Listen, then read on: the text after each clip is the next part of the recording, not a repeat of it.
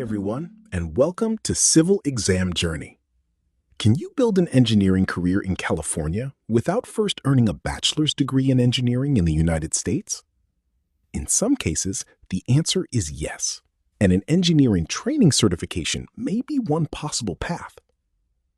In this video, I'll explain what EIT means, how you can obtain EIT certification in California, and how it may open the door to certain engineering opportunities. EIT stands for Engineer in Training. Before we go any further, it's important to understand that EIT certification is not the same as a professional engineer license. A professional engineer, or PE, is licensed by a state to practice within a recognized branch of engineering. Depending on the type of work and the applicable laws, a PE may take professional responsibility for engineering work and sign or seal engineering documents. An EIT certificate, on the other hand, is a certification, not a license. It does not authorize you to practice engineering independently or sign and seal engineering documents. As I mentioned in my previous video, because of my financial circumstances, I was not able to complete a bachelor's degree in civil engineering in the United States. Some of you may have faced similar circumstances. As immigrants, we sometimes feel that we're starting not just from zero, but from below zero. We may have to work multiple jobs simply to pay our bills, while the cost of attending a university in the United States may be far beyond what we can afford. The United States is often called the land of opportunity. That phrase can sound like a cliche, but I've learned that opportunities sometimes exist in places we don't know to look. Not having a particular college degree does not always mean that your professional path has ended. Sometimes there may be another route. However, engineering laws, licensing requirements, and employment qualifications vary by state and employer. This video is based primarily on my personal experience and the current requirements in California. It is intended for general educational purposes and should not be considered legal, licensing, or employment advice. Before making an important career decision, always review the current requirements in your state and the qualifications listed in the specific job announcement. Now, let's clarify the difference between an engineering degree and EIT certification. A bachelor's degree is an academic credential awarded by a college or university. EIT is a professional certification issued by a state engineering board after the applicant passes the FE exam and meets that state's certification requirements. They are not equivalent, and EIT does not replace a bachelor's degree in every situation. However, some employers and public agencies recognize a valid EIT certificate as an alternative qualification for certain engineering positions. A good example is California's Transportation Engineer Civil classification. Under the current minimum qualifications, a valid EIT certificate issued in California or issued by another jurisdiction and accepted by the California Board may substitute for the required engineering education under one qualification pathway. This is a real example of how more than one path may lead to the same engineering classification. That does not mean EIT will qualify you for every engineering position, and it certainly does not guarantee that you'll be hired.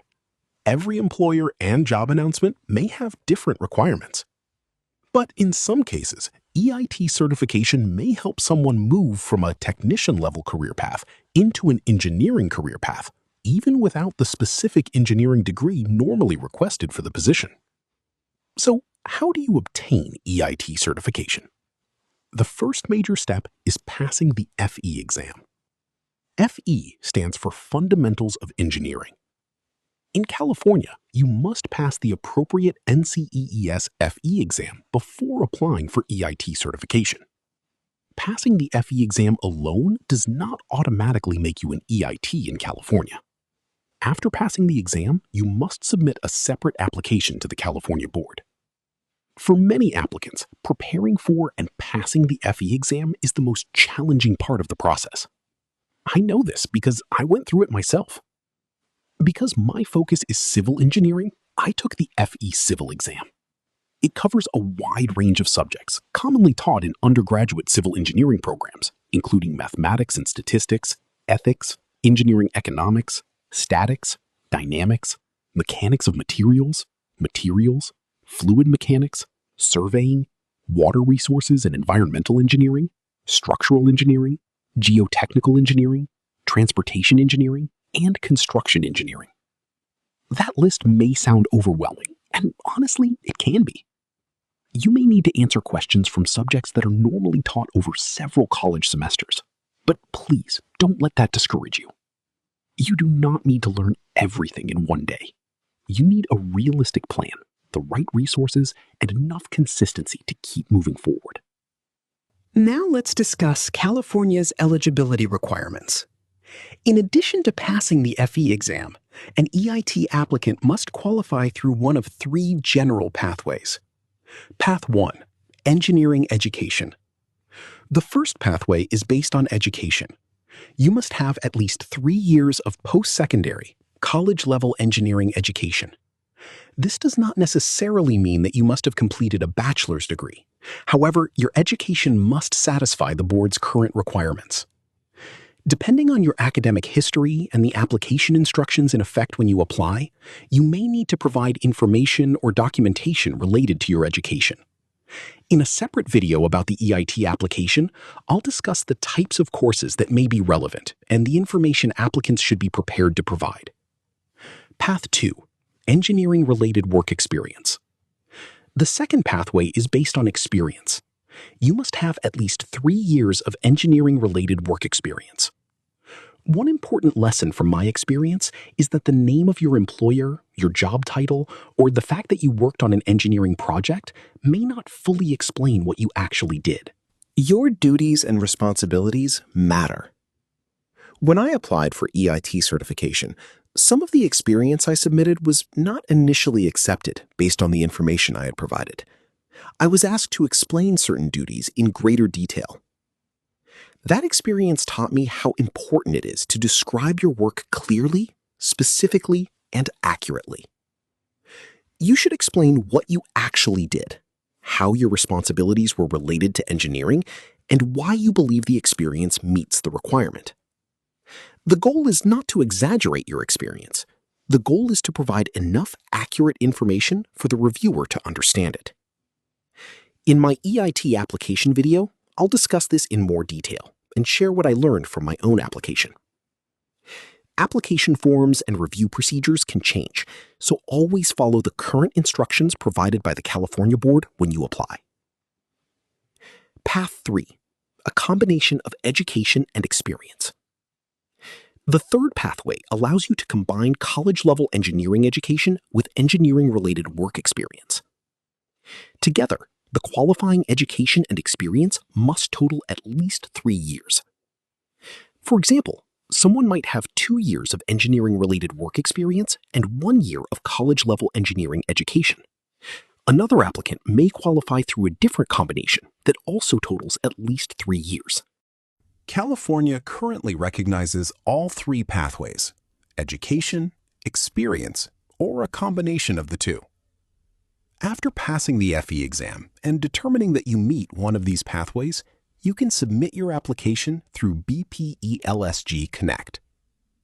At the time of this recording, the EIT application fee is $75. Applicants must also complete the board's current fingerprinting requirements and provide any additional information requested during the review process. California residency and U.S. citizenship are not required, but the board currently requires applicants to provide either a Social Security number or an individual taxpayer identification number. If the board determines that you have met the certification requirements, it will issue your EIT certificate and certification number. So, if you're interested in changing the direction of your career and exploring engineering opportunities without first completing an entirely new 4-year engineering degree in the United States, EIT may be a pathway worth researching. If you would like to learn more about the FE exam, the EIT application process, and the path toward PE licensure, please join me here on Civil Exam Journey. And if you know someone who is interested in engineering, or someone whose career could benefit from this information, please share this video with them. The larger our community becomes, the more we can learn from one another and support each other along the way. Thank you for watching, and I'll see you in the next video.